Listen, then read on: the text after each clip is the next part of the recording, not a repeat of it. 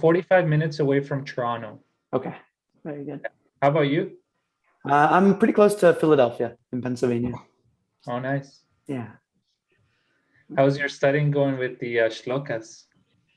I feel like I was on a roll there, and now it's like getting harder and harder. And the more I cram in, the more like gets pushed out, you know?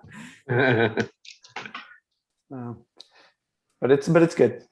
Yeah, last time you were reciting it so well, so that's why like. Oh, well, thank you very much. But I feel like it's getting worse now. I think the more we practice with our loved ones, like I remember you were saying that you practice with your wife and Yeah, son or daughter.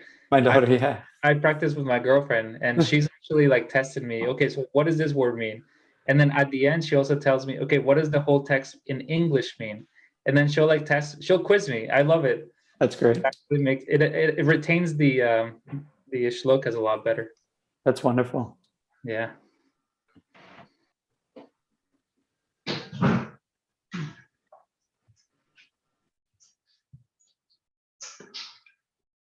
Okay, Chapo, we got a lot of Spanish-speaking friends here.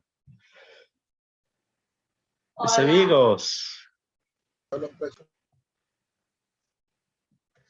David, ¿tú hablas español? No, lo siento. Oh, okay. We're going to do this whole class in Spanish now. No, my Spanish it's just okay. It's not that good. Okay, I think we can just about start. Chintamani, how's your practice going? How's it going?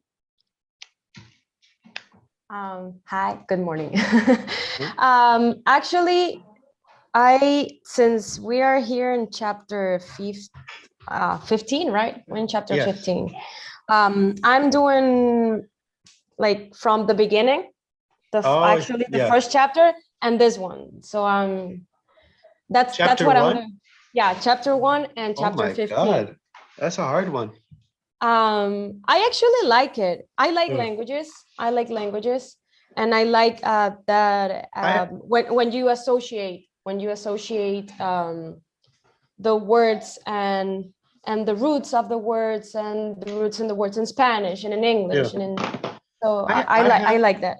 I have some materials that might help you for chapter 1. There was an app called Tiny Cards that was with Duolingo. Oh, yes. Tiny Cards, you can make flashcards. So I made a card for every word, and I think I might have got up to chapter 6 of the Bhagavad Gītā. And so what I did is I would never repeat a word. So like if it said like cha and divya and whatever in chapter 4, if I've already covered it, I wouldn't. So my idea is that if someone did played the cards, if they played the cards and then they look at they look at the verse, they'll practically know so many of the words of the verse already just by playing those cards all the time. But then they canceled the app. This app by Duolingo called Tiny Cards, but I think they changed it to another one. They discontinued that one and they changed it to another one. They completely closed that one, but they let me save the data, so I can plug that into another. And I would look at each word and I would see like, if you click on Database, the word, you can see how many different ways it's translated, and I would try to write all the different types of context there. And actually, I enjoy that part until last week, because I quit my job. Until last week, I was a language and literature teacher in English. And I like that part where you see where the word comes from and how we think that every word in English or in Spanish or in German or in Italian or in Catalan, they come from Latin words. And actually they do not come from Latin words. They all come from Sanskrit. So it was pretty cool to see those. And I also applied that to my classes at school. Like oh, you think this word comes from this one? No, it comes from this one. And I took Nice. out the Bhagavad Gītā verses, like, oh, this is where they come from. And so I like that part. I Nice. enjoyed. I enjoyed studying. I enjoyed studying a lot. So I'm enjoying this part. So I think I have it all like on an Excel chart. If you want, I can send you all. I think it's up to chapter.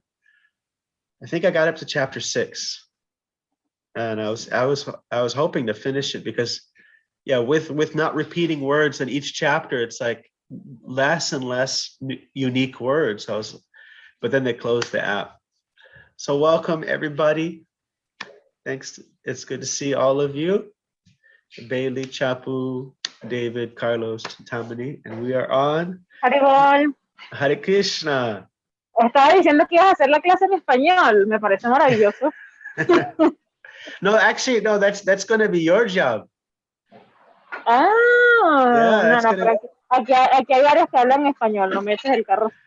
I was telling Chapu what she should do is start teaching this class in Spanish to her friends. You know, start doing the whole memorization course to all your friends. I mean, I'm still struggling by giving Bhagavad Gītā classes. That's how you'll learn, is when you teach it. Yeah, maybe when we finish the chapter. Yeah, maybe. when we finish the chapter, you got to start in your own town. I will, my teacher. Bailey's gonna start teaching classes. David's got his own. Yeah. Oh, my son said, "Look at my son. He's got his mom's sunglasses on." Oh, he ran away. He looked stylish. You want to come show your sunglasses here? No, he's too shy. So yeah, this verse is like the prime verse. This is the one that we hear so many devotees chanting. We hear Prabhupada reciting in so many different circumstances. As you know, as you see the meters a little bit longer, it can be done in a, similar to the others, or you can do it in a different way. And oh yeah, the video of the last class, I was having trouble with it, so I sent everything this morning. It took, Sarvaschachaham Hridishani Vishto Mathasmitya Jnanam Apohanam Cha Vedeshcha Sarver Aham Eva Vedyo Vedanta Krit Vedavit Eva Chaham. Does anybody already know that one? Not yet. Yeah, this is, so what does Sarva mean? Bailey.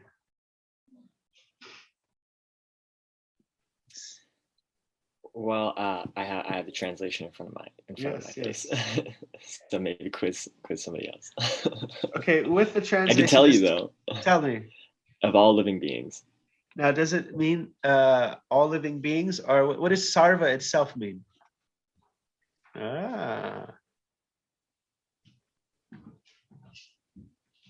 Everything? Yeah. Everything. Yeah.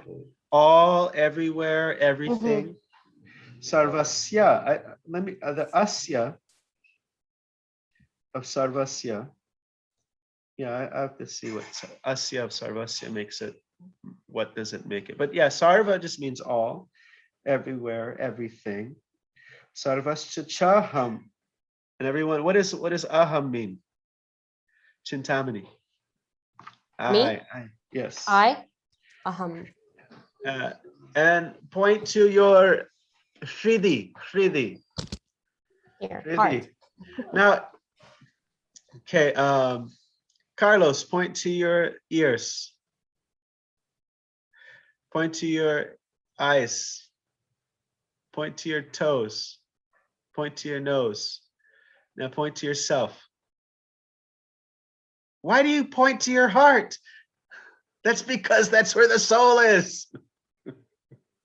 Isn't it? That's like naturally where people don't say, they don't point to their brain. They point right here, right to the heart. Just it's quite interesting. We naturally point to our heart when someone asks you to point to yourself. So Hridi, Hrida, Shridi Adi Kavaye. What's the first verse of the Bhagavatam? Tene Brahma Shridi Adi Kavaye. Tene that do you know this first verse of the Bhagavatam? If you really want to get into words and language, Srila Bhaktisiddhanta Saraswati Thakur gave class on this verse for 3 months straight, for like 3 hours a day or 4 hours a day. There's so much there in the first verse of the Bhagavatam. In the Bhagavatam that we have by Srila Prabhupada, I believe the purport is like 16 pages long. And then there's another one by Vishwanath Chakravarti Thakur that I have that's like another 20 pages long. And one devotee, he's a scholar, he says he has a book and it's just a compilation of all the commentaries on the first verse of the Bhagavatam, and it's like that thick. So much there. But Shridi Adi Kavaye, the original Kavi, the original poet, the original writer, he was told from within his Hridaya, his heart. And how could he do that? Because Sarvascha Chaham Shridi Sanivishto. Aham, I am Sanivishta. I am situated in the hearts of all living beings. Mata, from me, Smriti. Does anybody remember what that word smaranam means? Smaranam? Do you remember that one, Bailey? Smaranam's either to hear or to remember. Smaranam to hear. Do you remember what smaranam is? Remember, yeah. I guess it's to remember. Yeah. So if you say it like that. Do you remember what? Yeah. Yes, remember. So Shravanam, Kirtanam, Vishnu, Smaranam. And Smaranam, it's actually progressive. You hear, then you chant, and when you do that nicely, then comes remembrance. Actually, my spiritual master asked Srila Prabhupada, should I like picture Krishna in my head while I chant? And he said, no. He said, you don't need to do artificial, like try to force. All you have to do is the focus is the sound vibration, not your mental perceptions, but your chant in such a way that remembrance comes automatically. Like, for example, if we say Mickey Mouse, Mickey Mouse, automatically remember, we start to see like some ears, and we start to hear the voice, and maybe we see some funny scene. So when we say Krishna, we shouldn't draw a blank. We should also, naturally some remembrance of Krishna should come. So we said chant in such a way, with such sincerity, that we automatically remember Krishna, not kind of with the force of our brain, with our force of our buddhi, our intelligence, but just by that sincere hearing and calling. Mata smritya jnanam. What does jnana mean, Chintamani? Without looking. Jnana, knowledge? Knowledge, yes. Knowledge. And specifically in the context of the Bhagavad Gītā, here it might just mean general knowledge, but in jnana more specifically means the difference between the body and the self, having that knowledge. That's when it's speaking about. Here it might be it seems to just be speaking about just knowing things in general. And apohanam, forgetfulness. So as soon as a living entity, I believe Prabhupada speaks about this probably in the purport, but a living entity takes birth, there's some kind of knowledge and remembrance that comes about. Like the kangaroo, it crawls out of the womb, comes up, and it comes into the sack, and there it's but it does it itself. Like Raghu gives this example that the baby turtle, when it hatches, like who's telling him, you see this big birdie thing run like heck, like just get the heck out of there. And if you see this blue flowing thing, that's that's where you need to go. And if you see another big green round thing, that's a friend. And this big thing with the beak, that's an enemy. Like, where does it get that knowledge? Immediately, as soon as the egg hatches, it's like taking a beeline straight for the ocean. And nobody told him to do it, except for who? Ramananda? He doesn't know what I'm talking about. Paramatma. Paramatma. And so he's in the heart and he's giving that direction. We had a film director from MTV. He came to our temple. He was doing a film project, something that he was working on out of his own personal interests. It's called PGS, Personal Guidance System, kind of like GPS, but it's PGS, just switch the letters. And so what happened is that he was driving in LA at 2 a.m. and he heard the strong internal voice that told him to stop, like, stop. And although there was no audio or visual cues, any reason to stop immediately, he just slammed on his brakes and a dump truck ran the red light, that would have crushed his car and killed him. And so he just went on this journey trying to figure out, what was that voice? Where did that voice come from? And so I got interviewed, our temple president here got interviewed. And then he went around the world interviewing people, just delving into this topic. PGS, Personal Guidance System. We find in nature, there's a book called Nature's IQ. Everybody look that up right now on Amazon or somewhere. Nature's IQ. It might be naturesiq.com even. Very cool book. Let me see. Naturesiq.com. Let me see. Does that make it come up? No, that's not it. Nature's IQ. I'm just going to look up the book.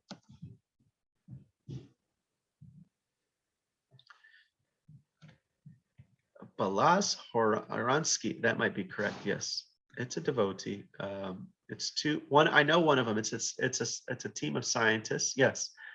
One of them is a friend of mine. He started college when he was 12 or 13 years old and graduated at like 17, 18 years old.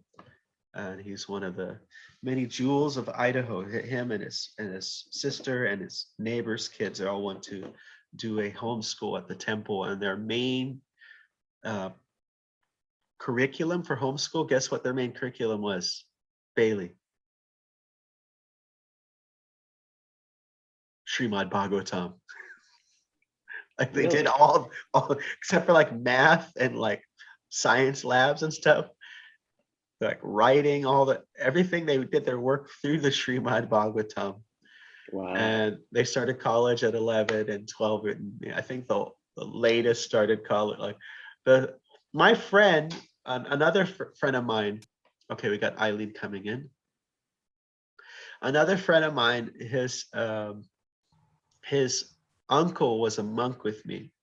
Actually, his mother was a hardcore born again Christian, and she invited him, my friend, to her town for the purpose of converting him to Christianity. And he told her, okay, let's have a debate, and whoever loses the debate has to give up their religion and join the others.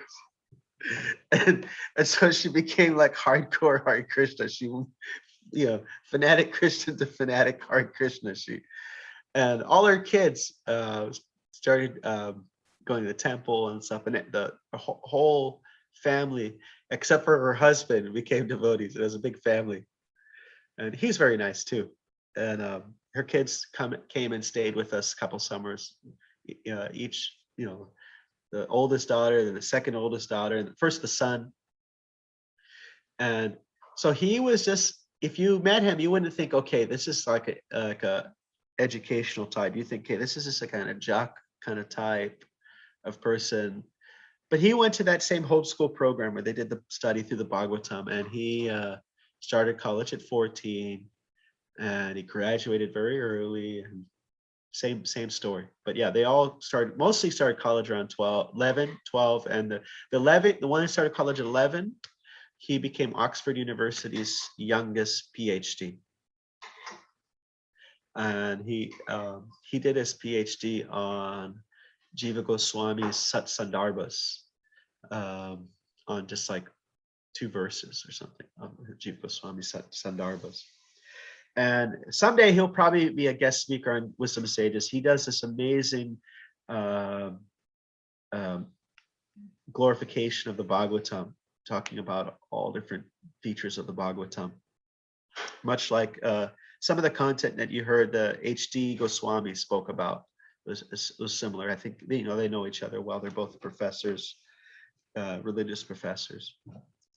So I'm trying to go back to my original point that Krishna's in the heart, and he gives that direction and guidance. So Nature's IQ, it describes it's difficult for scientists to explain how certain not just the physical features of animals developed by accident, but the behaviors. For example, there's a turtle that has a tongue that looks like a worm. So just because, like, let's say, Bailey's on my screen right now. Just say Bailey opened his mouth and he was just this unique guy and he has a tongue that looks like a worm. It's like, what? And say Bailey was actually a turtle.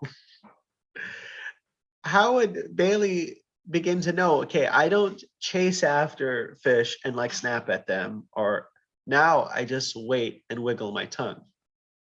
Like where would that awareness come from? Like it's not just a change of appearance, but it's a complete change of behavior. Like the fishes they say, okay, this fish had a pimple and then it got bigger and bigger and bigger, and then it just started glowing.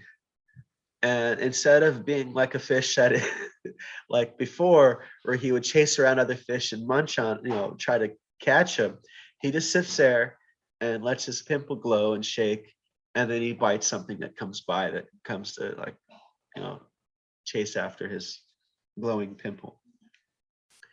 So it's this drastic change of behavior. I have one example is the mallee fowl. There's Nature's IQ. If you type in Nature's IQ mallee fowl, I could probably find it. That's a really cool video. YouTube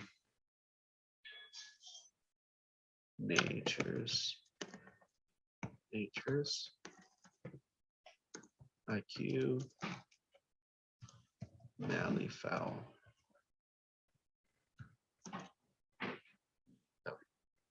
Where is it? Here it comes. Okay, I found it. Get the living thermostat. Here, hold on. Let me send you all this link. Okay.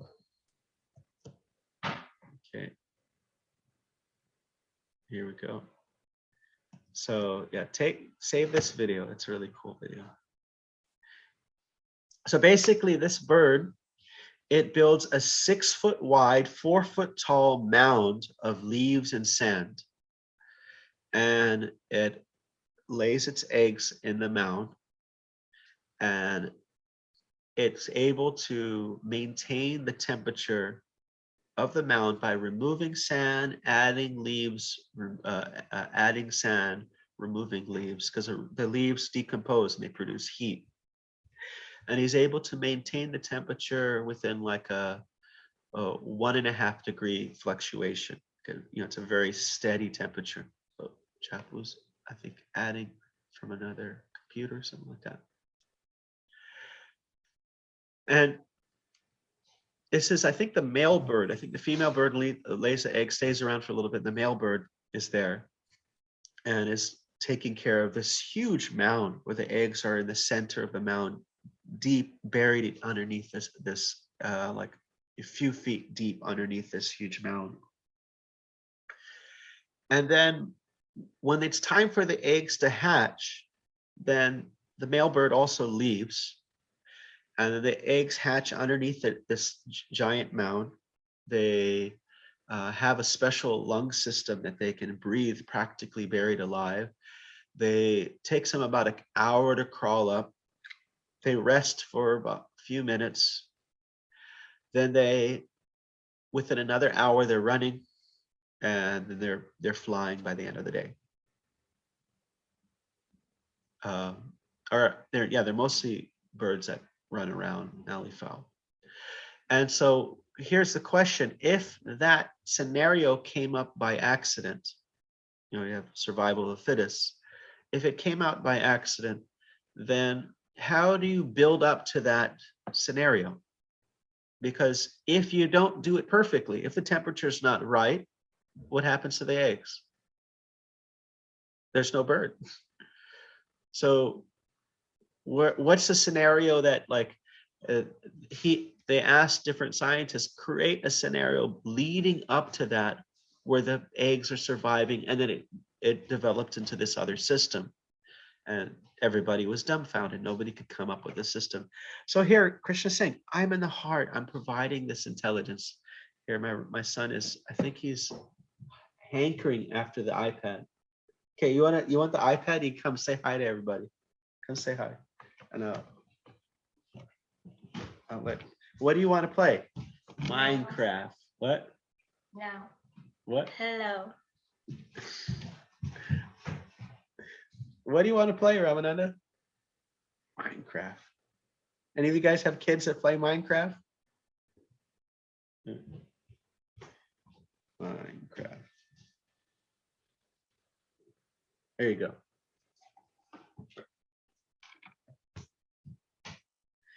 I was as a monk, I traveled on a bus and we went across coast to coast of the United States. We took like a Greyhound bus and converted it into an RV with wood floors, temple room, Gordy Taiditis that were always dancing because it's like a bus, and kitchen and a shower. We just all slept on this wood floor. We traveled around. And so I remember once getting to Florida, as soon as we arrived, these ants started to crawl up the wheelbase and then up the front stairs. And then they took a right down the middle aisle, and then they took a left. And there's like a rivet, like a miniature canyon that goes from the front of the bus to the back of the bus, where the seats are kind of screwed into. But then there's the wood floor, so that turns into like a cave. So the ants went through this cave, and they went, because the wood floor is covering it. So they went all the way into the back, and the cave ends, the wood floor ends where the kitchen begins. And then there's the kitchen, there's a few feet, and then there's the garbage can. And inside that garbage can, there's an apple core. And I was like, did they study how the bus was made? How did they do it? Because it's not like they had, it wasn't a much time that the route was discovered. And so sometimes you find this in nature, that animals will find food that's beyond their sense of perception. And so as Srila Prabhupada said, Krishna is there. From the elephant to the ant, everybody is getting their food. Elephant eats tons of food, and an ant eats a little grain of sugar. And so without human manipulation and interruption, you don't generally find starvation in the nature's kingdom. Everybody's getting their food, and Kali Yuga things gradually get worse and worse. The weather gets worse and worse. But like, what was the famous phrase of Jesus Christ? He said, "Look at the birds; they do not sow, nor do they reap, but still their heavenly Father feeds them. And so how does he feed them? He's in their heart and he's directing their wanderings. He says, for me comes knowledge, remembrance, and forgetfulness. Does anybody know the famous verse in the Bhagavad Gītā that is heavily related to this verse?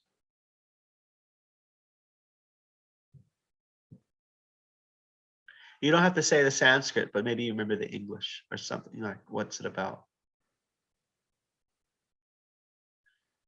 So I believe it's 1855.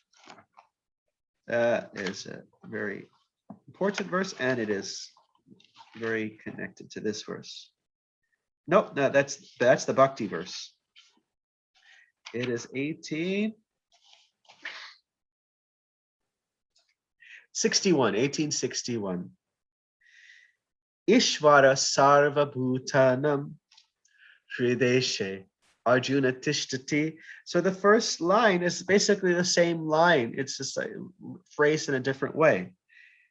The controller, sarva bhutanam, of all living entities, hrideshe, desha, like Radha desha. Desha means place. Hrideshe, in the heart, in the place of the heart, tishtati, I am situated. Brahmayan sarvabhutani yantra rudhani mayaya. I direct the wanderings of all living beings who are as if in a yantra, in a machine made of my material energy. That's 1861. The Supreme Lord, situated in everyone's heart, and is directing the wanderings of all living entities, are seated as on a machine made of material energy. I was just reading, there's a book called, I forget the name of the book. It's a UFO book by Dr. Richard Thompson, who is a devotee, aka Sadhaputta, and he talks about this word yantra. And there's a book all about different kinds of yantras that needs a machine. In medieval books of India and older books, they talk about different kind of machines that are made, that can be made. So the body is there being referred to as a machine. So Ishvara Sarva Bhutanam, Sarvaschachaham, Hridishani Vishto. So everyone can repeat after me.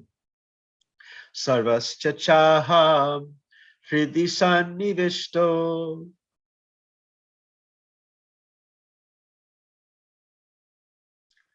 Matas Mritir Jnanam Apohanam Cha.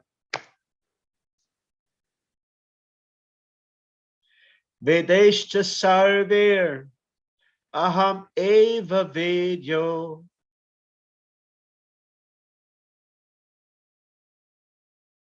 Vedanta Krit Vedavit Eva Chaham.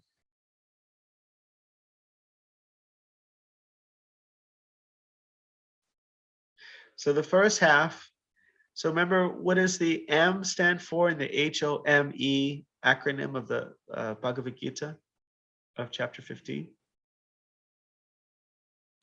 Maintainer. So those past 4 verses were about how he's maintaining the body. Verses 13, 14, 12, 13, 14. Yeah, 12, 13, 14. Okay, 3 verses. And then here he's talking about the mind, the functions of the mind. So body, mind, and then the last part is about the self, the soul, because the Vedas are the food for the soul. That actually Krishna is the food for the soul. So he says, by the Vedas I'm to be known. So he's showing how he's maintaining the living entities by not only providing the maintenance of the body, the functionings of the mind, but also that spiritual knowledge, which is to benefit the soul. So sarvaschachaham hridisani vishto.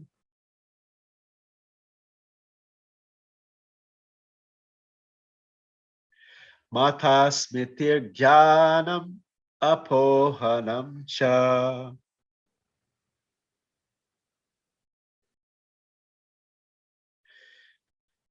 Vedaishcha sarver aham eva vedyo. Vedanta krit vedavit eva chaham. Any reflections? Alien Identities. Yeah, I believe that's the name of the book. Yeah, they have a whole section about yantras.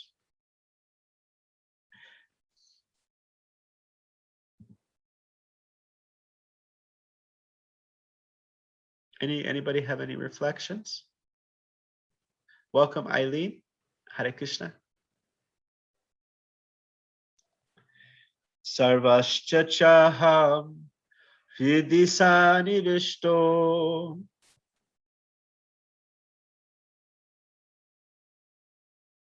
Mata smitir jnanam apohanam sha. Vedeshcha sarver aham eva vedyo. Vedanta krit vedavit eva chaham.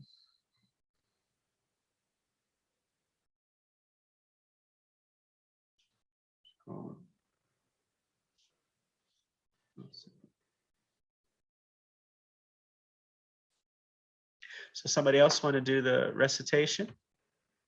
That's Chintamani, you're the first in line. You want to read it one line at a time?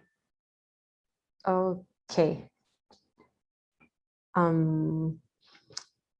Sarvasya chaham hardisa nivishto matam shritirjnanam apohanam cha vedescha sarverahameva vedyo vedanta krit vedavit eva chaham.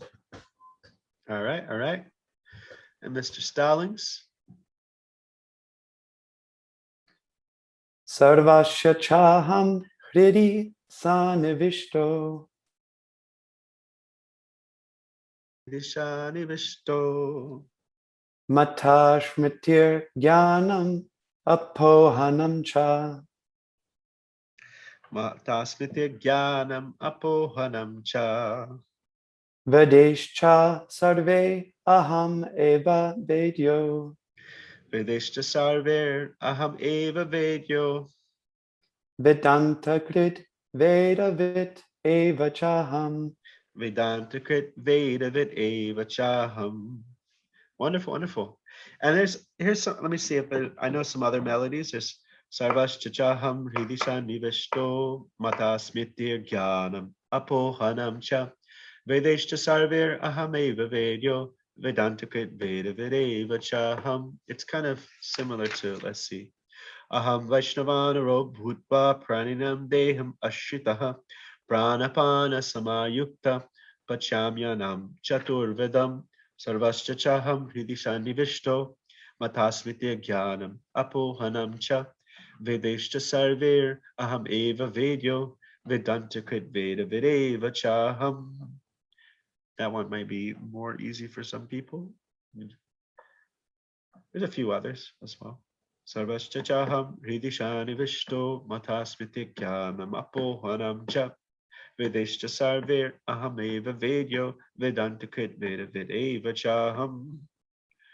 Sarvascha Chaham Hridishani Vishto Matasmiti Jnanam Apohanam Cha Vedeshta Sarvir Aham Eva Vedyo Vedanta Krit Veda Vedeva Chaham.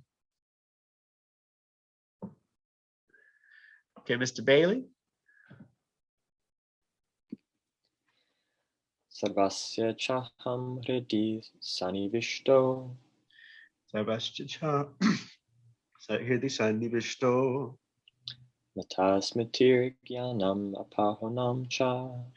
Matasmiti Jnanam Apohanam Cha Videshcha sarver aham eva vedyo.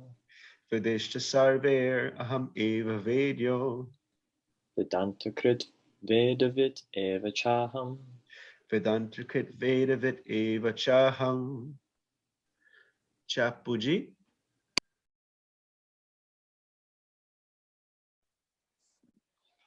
Sarvasya chaham hridi sanivishto. Sarvascha chaham hridishani vishto. Mandah spritir jnanam apohanam cha. Matasmiti jnanam apohanam cha. Vedascha sarver ahameva vetyo. Vedeshta sarver aham eva vedyo. Vedanta krit veda videva chaham. Vedanta krit vedavit eva chaham. Did anyone forget what apohana means, or do you remember that one? You forgot it? Carlos, you forgot it? No, you remember it? It's forgetful. Nityananda. Did you forget apohanam? Krishna's at it. If you did, Krishna's at work. Mata smritya jnanam apohanam cha.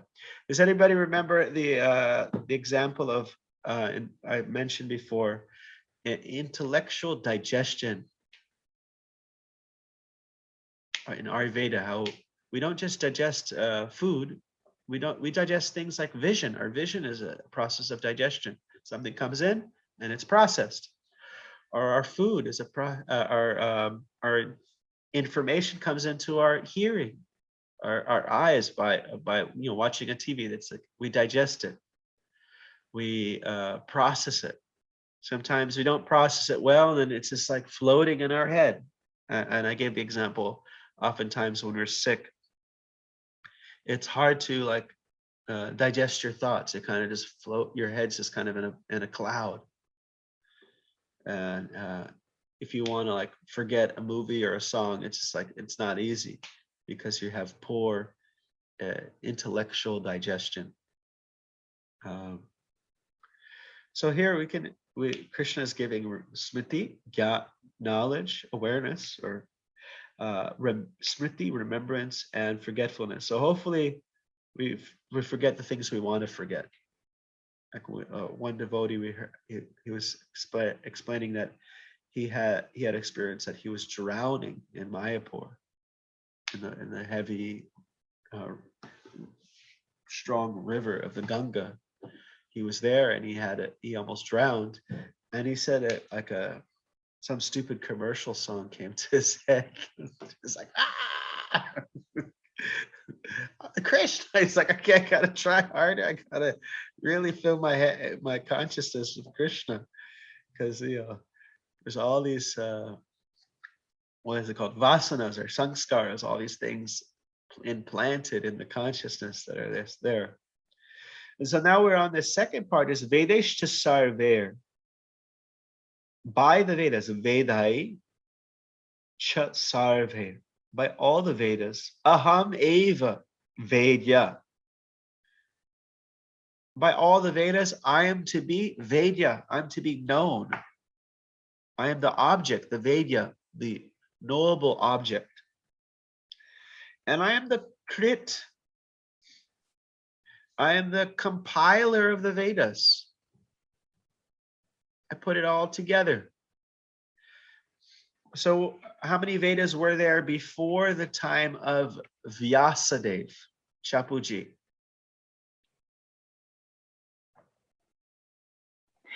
I have no idea. No idea. Anybody know? This is all in first canto Bhagavatam. There's a really nice chapter. I think it's 5 and 6, 5th and 6th and maybe 7th chapter of Bhagavatam talks about this. There was one Veda, but Vyas could see the future and see, okay, first of all, humans in Kali Yuga, we forget things so easily. So we have to have books. And the books have to be in a systematic way so it can be understood properly. So he divided the Vedas into 4, and then further subdivisions. So it could be, there's Rig, Yajur, Sama, and Artha-veda. So these different Vedas have different things that they're focusing on. Like Samaveda focuses on the hymns.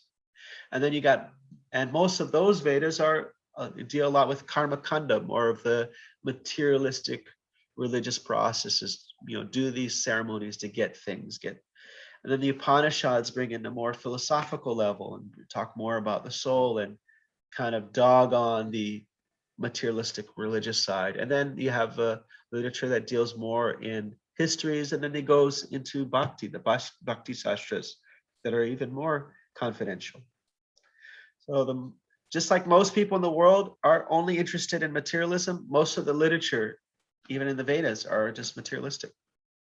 And so it's a smaller section that deal with the spiritual topics. It's the even smaller section that deal specifically with love of God. But if you imagine if what is considered a smaller section, first of all, like to read all the bhakti literatures, like the historical literatures and the things compiled by the Goswamis, whoo! And Bhagavatam is just like one little book. One little 18-volume book. And there's so much more. And that's a small section of the whole thing. So you can imagine so much literature. For example, Mahabharata, nobody's done like a Bhagavatam style translation of like verse in English. Because it's 100,000 verses. And the Bhagavatam is 18,000. Mahabharata's 100,000. Yeah, it's quite massive. So he's saying he's the compiler of the Vedas. Krishna had appeared in his own Swamsha, his own avatar as Vyasadeva. And he compiled all the Vedas. And he did Mahabharata and the Ramayana. He put that all into written text before it was spoken word.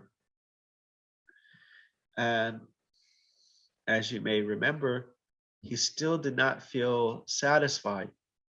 He did this for the purpose of helping everybody, and then he approached his spiritual master, and his spiritual master said, the problem is that you've not made it clear what's the goal. It's still quite confusing. It's still not very apparent what, people can read these books and not know what's the goal. They may think materialism is the goal. And then he even was really harsh on him and said, you have encouraged them in the name of religion. You've encouraged them in their materialism, because they say, oh, look, I can get a nice house and a beautiful wife if I do this ceremony. He said, people are motivated by that. And so after this instructions from Narada, Vyas compiled or recompiled the Bhagavatam to present he had already written Vedanta. What is Vedanta? Bailey, do you tell me, what is Vedanta? Called Vedanta Sutra. It's also threads of knowledge. It's also called Brahma Sutra. Okay, so there is a genre of literature called sutras. Mm-hmm. Are they long or short? Very short, yes. Like, have you heard of the Yoga Sutras? Mm-hmm. Yoga Chitti Nirodha. It's meant to be like in an ancient culture which values so much having like a child. The great Sanskritist Panini said, if I could cut one syllable off of something I've written, I prefer that more than having a child, like having a son. He takes such joy in cutting syllables off. It's like Lord Chaitanya says, wisdom spoken concisely is true eloquence. So if you can say something really sharp, but in few words, he said that's eloquence. So Vedanta was something that's written it's very, very short, but it's not meant to be understood. You're not just okay, you read the Vedanta and then you know it. It's meant to be understood through bhashyas, commentaries. It's kind of just like something, you got the small little text that you meditate on, but then you study it through what is called bhashyas. Bhashya means commentary. Like what I sent you, Vishwanath Chakrabarti Thakur, Baladeva Vibhushan, those are bhashyas on the Gita, commentaries that open it up. As Prabhupada said, I heard this quote just the other day. Let me see if I saved it. It's a nice quote. 1 second. Jewel.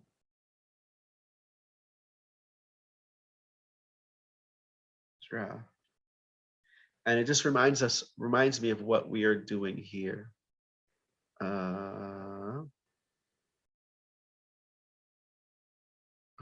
let me see. I didn't save it. So no.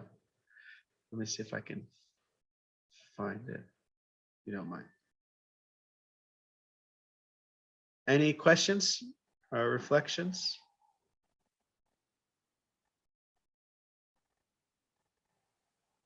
Mr. Bailey? Well, I guess I have a reflection. It's not it's not really about this verse. Okay. It has to do with all of it. I went to, I guess it was a few weeks ago at my local temple. I talked to one of the monks there, and I'm at the part in the Bhagavatam or Ashwatthama. I think it's Ashwatthama. He throws the Brahmastra at Maharaja Parikshit in the womb, and so he throws this weapon by mantra.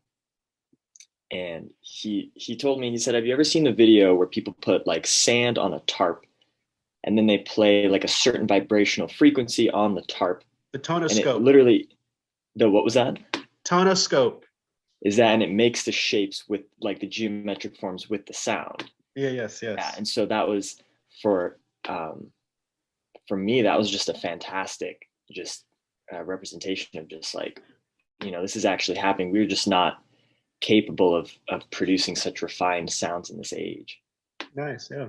If you have the book Hidden Glory of India by Stephen Rosen, it's one of, you might have seen it at one of the temples. It's a full color page book, and each page is dedicated to a different topic. And so one of the topics is the mandalas, the yantras, not the yantra in the machine, but yantra in it, like these geometric, really ornate geometric patterns that are said to actually created by chanting a mantra through a tonoscope, through the sand, and you get like the triangles and the lotus leaves and everything like that. So here's a quote for today, for July 1st. This was the quote on July 1st letter. Prabhupada wrote it on July 1st. It is good to be prepared for a well-thought lecture in advance. However, we must be able to preach effectively at a moment's notice or any condition or circumstance also. As you begin to study the Sanskrit words, in each word you will find a treasure house of different understanding. I like that last part because we're digging into the words here. So Vyasadeva, he compiled the Vedanta, which is a very, very short. And as we know, as I mentioned, Vedanta is understood through bhashya, commentaries. And what became the famous commentary to understand Vedanta was called the Sharirak Bhashya of Shripad Shankaracharya, the founder of Advaitism or Mayavad philosophy. And it's kind of a forced interpretation. So the Sharirak Bhashya is impersonal. No, there is no God. God is an illusion. I'm God, you're God. That's it. And there are other bhashyas. And Lord Chaitanya, when Lord Chaitanya's disciples were teaching bhakti, to be respected in the ancient tradition as you, first of all, you have to represent Vedanta, you have to represent the tradition. Now, to represent the tradition, you have to have your own Bhashya commentary, like Ramanujacharya. He wrote his own, I think it's called Sri Bhashya. He wrote his commentary on Vedanta. Different acharyas.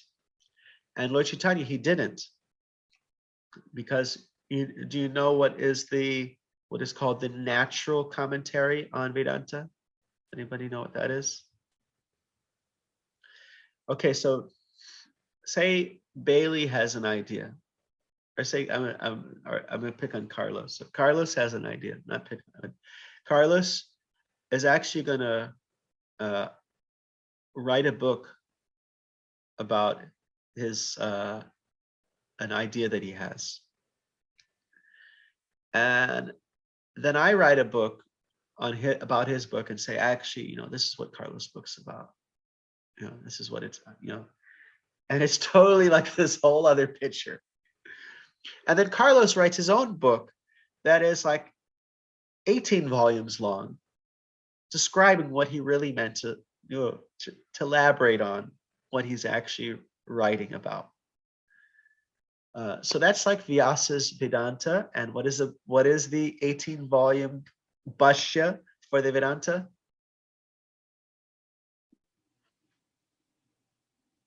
Any guesses? Srimad Bhagavatam? Srimad Bhagavatam, yeah. Srimad Bhagavatam.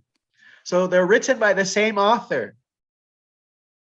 And Bhagavatam comes after. And every verse of Vedanta every verse of the Bhagavatam has a corresponding Vedanta verse. Or even actually, like Vedanta Sutra will have like one verse, and the Bhagavatam will have one or two verses that open that verse up as an explanation, as elaboration. So if you want to find out what a person's book is about, then find out from the author itself. And so therefore, during the time of Lord Chaitanya, they didn't write any Bhashya. It was only till later you find in the beginning of Bhagavad Gītā as it is dedicated to Srila Baladeva Vibhushan, which I include his comments, his Bhashya in our emails. And why does Prabhupada dedicate it? Because he so nicely presented Govinda Bhashya commentary on Vedanta philosophy. So he did a Chaitanya lineage Bhashya called Govinda Bhashya that was said to be actually dictated by Govinda Krishna himself. So Krishna is the compiler of the Vedas, Vedanta Krit, and he is the knower. So what does Vit mean? What's the English word, Chintamani, for Vit? And you're on mute. I guess the knower. Wit. Oh, I don't know. I Wit. didn't know that. Yeah. So he's got the Veda wits. He knows the Vedas. So I'm the knower of the Vedas. Indeed, I'm the compiler and knower of the Vedas. I am the Vedya. I am that object to be known about all the Vedas. Sarvascha Vedeshcha Sarver. By all those Vedas, Aham Eva Vedyo. I am that knowable object. I am that what's to be known. Vedanta Krit. I am the compiler. Veda Vit. And I've got the Veda wits. Where is that? Do we have that word Vit earlier? Is that in this? In the Yes, first Tambila verse, the last Saveda line. So Veda Vit. Got that Veda wits right here. It's kind of starting it off and then kind of ending it.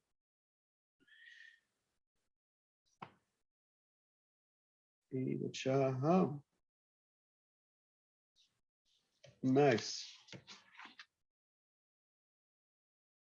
And then Prabhupada, do you know that we're going through a lot of technical stuff here.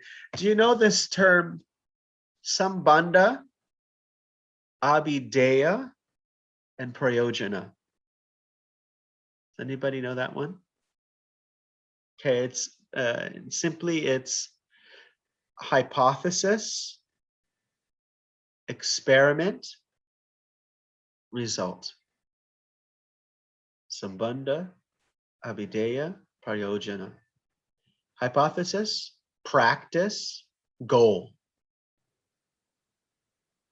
Philosophy, practice, end game, goal. And in the last part of the purport, Prabhupada starts talking about that because it leads up to the next verses. I believe the next 3 verses are about the hypothesis, the philosophy. What are we presenting? What's the idea? Then I think it's verse number 19 is about the practice, the abhideya, and the 20th verse is about the goal. And these are considered the essence of the Gita. So here, by understanding Vedic literature, one can understand his relationship with the Supreme Personality of Godhead. So that's about understanding the philosophy, isn't it? The hypothesis. By hearing Vedic literature, we can understand the hypothesis, our relationship. What's the philosophical idea? Understanding a relationship. And then by performing different processes, one can approach him. So what is that? That's the experiment, the practice, the activity. Performing different processes, one can approach him. And at the end, one can attain the supreme goal, the result, hypothesis. So it is a scientific process. Prabhupada said it's scientific. It's because it involves hypothesis, experiment, result. It's just, you can only test it on yourself. You can't force bhakti on somebody else and get the result. They have to practice themselves, and it's self-evident. You can't prove your existence to somebody else, but you can prove your existence to yourself, because what is that? Descartes, he says, cognito ergo sum, I think, therefore I am. So it's something we can.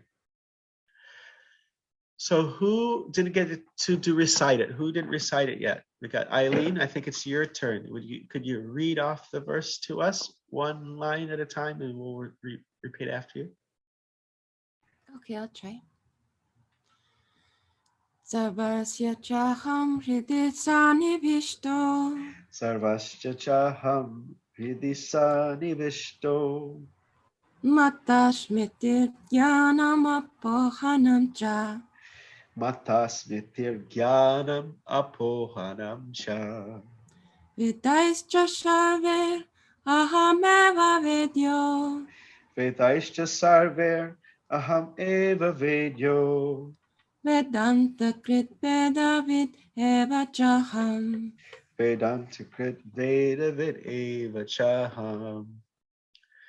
All right, you're gonna have to be another one of those who's gonna make a CD for us. That's sounds really sweet. Nice. Anybody else didn't get to? And don't forget to save that Nature's Thermostat video. Anybody else didn't recite it yet? Carlos, did you read it off? All right, let's get Carlos. Sarvasya chaham hidi sanivishto. Sarvasya chaham hidi sanivishto. Mata smritir jnanam apohanam cha. Mata smritir jnanam apohanam cha. Vedaischa sarvais ahameva vedyo. Vedaischa sarver aham eva vedyo.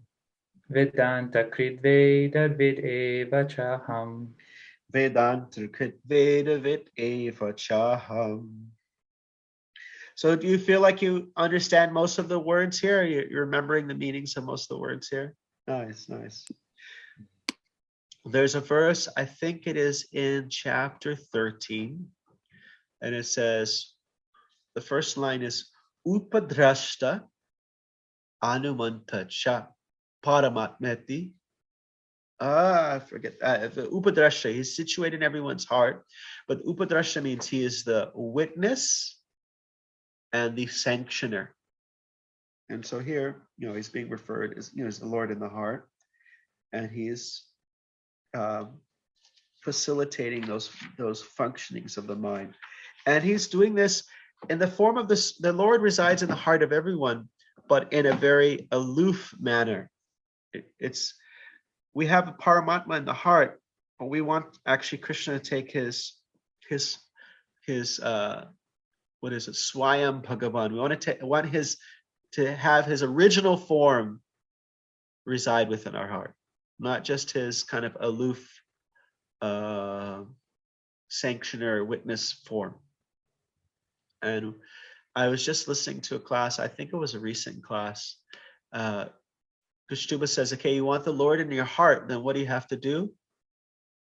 Anybody? I don't know if it could have been an older class, because I'm catching up on some older classes. It says Krishna always resides in Vrindavan. He always resides in the spiritual realm. So you have to make your heart like that. You gotta, take the garbage out. You gotta sweep the floor. You gotta, clean the counters. You gotta make it a nice, clean place for that, so that spiritual realm can be there too. Because the super soul he's aloof. He's the thief and murder. He wants to do some kind of criminal activity, and who's there in the heart assisting them? Oh, you want to do this? Okay, here's per your karma. Here I will provide you a particular form of intelligence. You can go and rob this bank. You can. Where everyone is being directed, the thief and even the saint, but the saint is being, Krishna takes special attention and care for the devotee. It's not just this automatic, it's like a curated results. Like, for example, a saintly person may experience reactions of bad karma, may experience some kind of hardship coming their way, but it's curated in such a way, the way their karma plays out to them, and it's like light bulbs go off in the head. It's like they start learning from the good things and bad things that come their way. Whereas someone who is not engaged in spiritual life, good things, bad things come their way, and it doesn't bring such a type of enlightenment. So there's that song, Jeev Jago Gora Chandra Bole, Kota Nija Jayo Maya Pisha Chira Kore. Oh, wake up, sleepy soul, wake up, sleepy soul. How long will you sleep on the lap of the witch called Maya? So sometimes, like, if a kid is like super naughty, the parents just send them to like the super strict uncle or auntie or like military school. So that's Maya. She just throws stuff at us, the good karma, bad karma, whatever, and it doesn't bring a state of enlightenment. But when we take shelter of Krishna, then Krishna curates. He sends things in our way in such a way that it brings us closer to him. So there's a question: how can you explain the word sanctioner? So he's sanctioner, anumanta, upadrashta anumanta. Let's see if I can find it, and then I think we'll be off. I don't want to take too much of your time. I forget the line after that. There's a section in Index of Sanskrit Verses where you can find a verse just by knowing the first line. Utkramantam. That's a different one. We know that one. Upadrashta Anumanta. Yeah, it's 1323. Upadrashta Anumanta Cha. That's a cool one.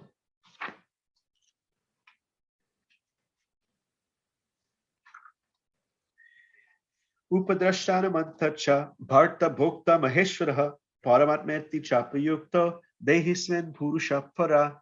Yet in this body there is another, a transcendental enjoyer, the Lord, the Supreme Proprietor, who exists as the overseer and permitter, who's known as the Super Soul. Let's see what it says anything about.